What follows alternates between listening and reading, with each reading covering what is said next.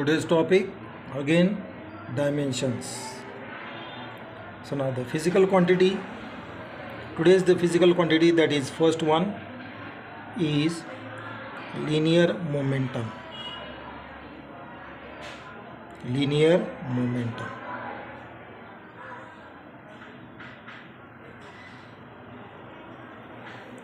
Linear momentum.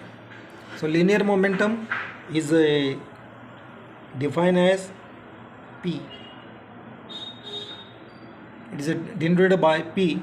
So this P is equal to mass into velocity.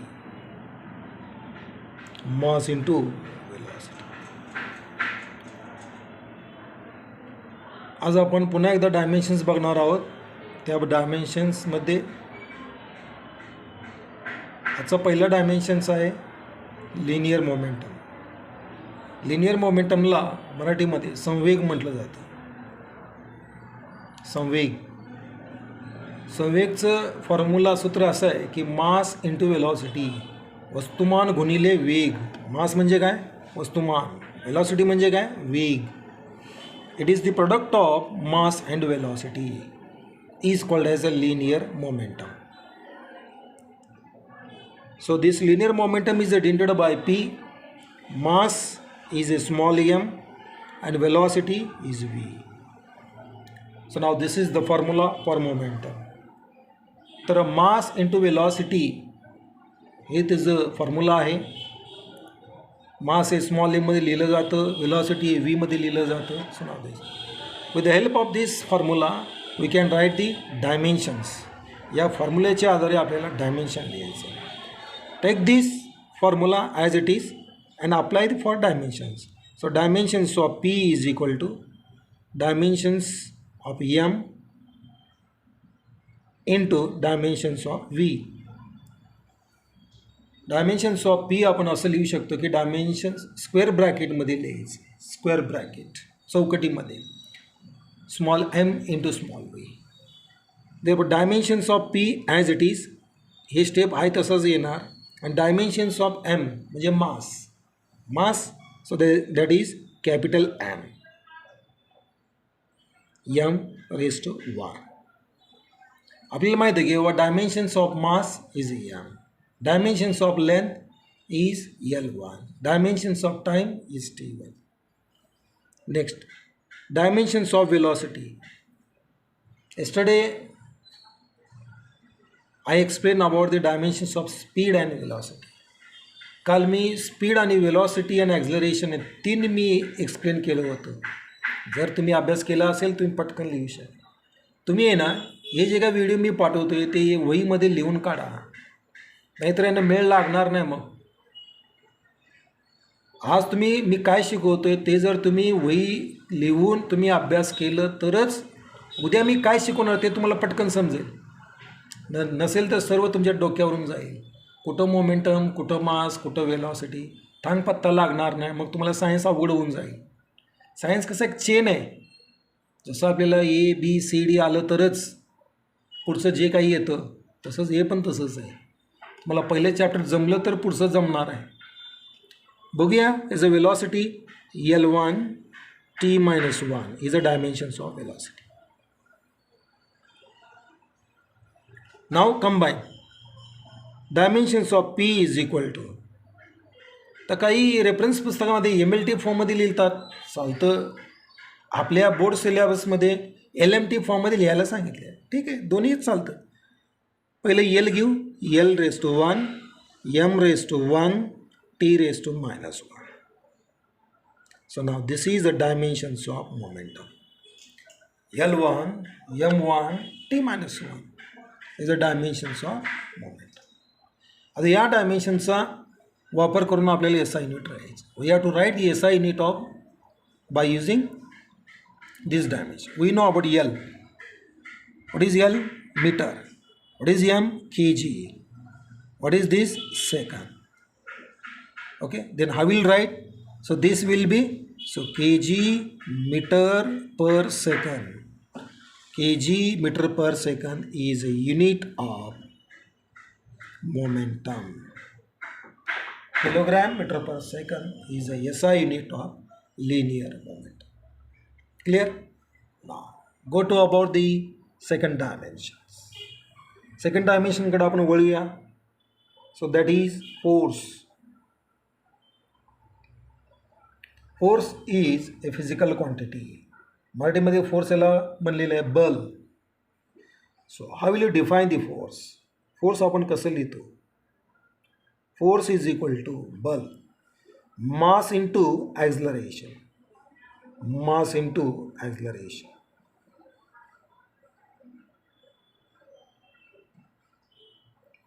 वस्तुमान गुणिले त्वरण म्हणजे काय? बल आहे. जे मराठी मीडियमचे विद्यार्थी असेल ते लिहून घ्या. मास म्हणजे वस्तुमान, ॲक्झलरेशन म्हणजे त्वरण, फोर्स म्हणजे बल. Force is equal to mass into acceleration. So therefore force is denoted by capital F letter. F is equal to m into a. So now this is the formula for force. F is equal to ma. हा formula तयार झालेला आहे फोर्ससाठी. मग आपण तो काय करू? या ठिकाणी अप्लाय करू. दिस इज द फॉर्म्युला. या फॉर्म्युल्याच्या साइन आपल्याला काय करायचं? डायमेन्शन्स लिहायचे. Apply. Dimensions of F is equal to dimensions of small m into dimensions of small a. What is a? A means acceleration. What is small m? Small m means mass. What is F? F is the force. So therefore F is equal to m. What is m? Mass. Mass dimension काय? m1, capital M1. Acceleration. कालचा video जर पाहिला असेल तर तुम्हाला लगेच पटकन कळेल. So that is L1 T to the power -2, M1 L1 T to the power -2. जर तुम्ही विसरला असेल, what is acceleration? Velocity upon time. Velocity आपल्याला माहीत आहे L1 T -1 divided by T1. मग तो सॉल्व करा. T1 वर गेला का होईल? T-1 पुन्हा T-1 होईल. आपला इंडायसेस रूल L1 T-2 तयार होईल. तोच इथं लिहिला मी L1 T-2 means dimensions of force is equal to M1 L1 T. So all these are in different MLT आहे. काही सेम आहे का? सेम असेल तर आपला indices rules. So now write the final dimensions. So dimensions of F is equal to LMT फॉर्ममध्ये लिहा L1 M1 T-2. L1 M1 T-2 is the dimensions of force. L1 M1 T-2 is dimension. आता याचं SI unit लिहायचं आपल्याला. SI unit of force is A Newton, capital N. Newton माहीत आहे तुम्हाला, scientist. त्याचं जे नाव आहे NEWTON, न्यूटन. जर तुम्हाला हा कॅपिटल एनच्या ऐवजी कंप्लीट नाव लिहायचं असेल स्मॉल लेटर लिहायचं, नसेल तर कॅपिटल एन लिहायचं. सो नाव दिस one is the Newton. Next जाऊ आपण. Third one is a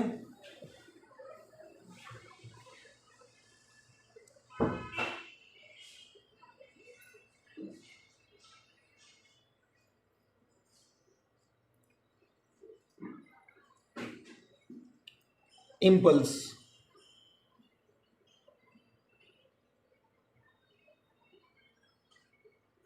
Impulse.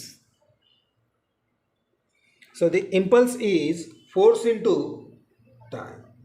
Within a short time, a maximum force is applied, is called as a impulse. मग इम्पल्स तुम्ही इम्पल्सेस म्हणा. याचं डायमेन्शन तुम्ही लिहू शकता काय? फोर्सचं काय? L1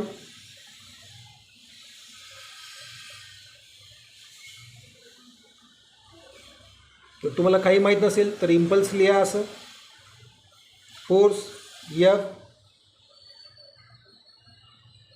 into time T.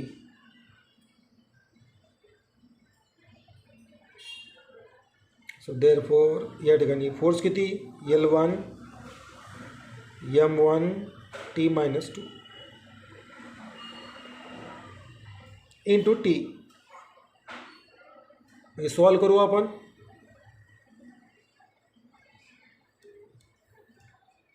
L1 m1 t minus 2 आणि T1. L1 m1 t आपला इंडासेस रूल -2 + 1 कसं आहे x raise to m into x raise to n is equal to x raise to m + n. Base are same, powers to be added. तोच formula मी इथे घेतलेला. Base same आहे, टीमध्ये -2 + 1 add केला. So L1 m1 t minus 1. So now this is the answer. This is the answer. लक्षात.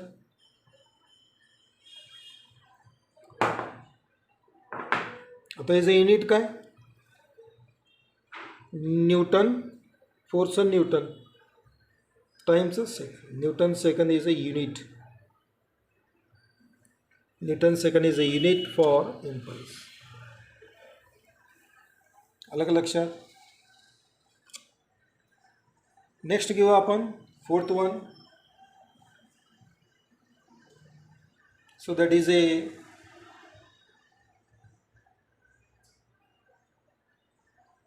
pressure.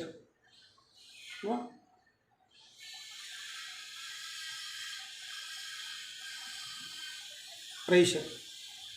So pressure P is equal to force divided by area, applied area.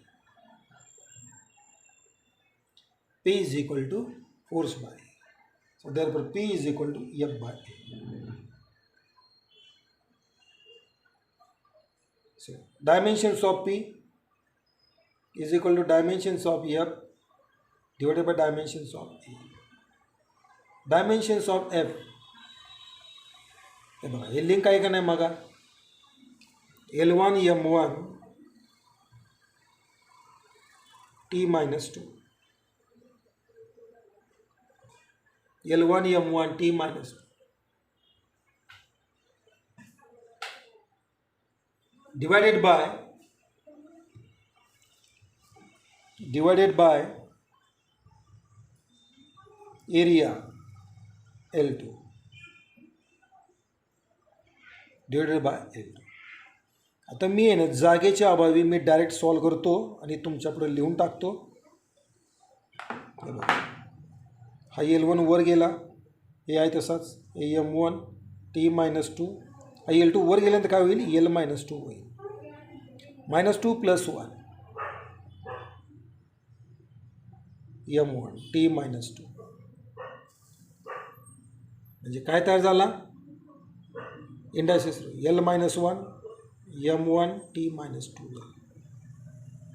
So L minus 1 m1 t minus 2. L minus 1 m1 t minus 2 is a dimensions of what? Pressure.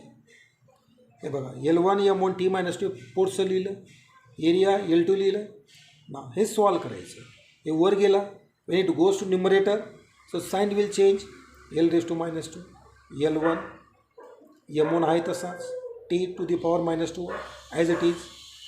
ना आपला indices घातांक वापरायचा. म्हणजे काय पाया समान घातांकांची बेरीज L -2 + 1 m1 t -2 + 1 किती -1. L -1 m1 t -2. अलग लक्षात. सो नाव दिस इज द वे. म्हणजे आपला आन्सर हे आलेला आहे. L -1 m1 t -2 is a dimension. आता याचं SI युनिट काय, फोर्सचं SI युनिट न्यूटन आणि भागिले area metres. Newton per metre square is a unit of pressure और pascal. Newton per metre square is a, हे एसआय युनिट आहे, हे dimensions आहे.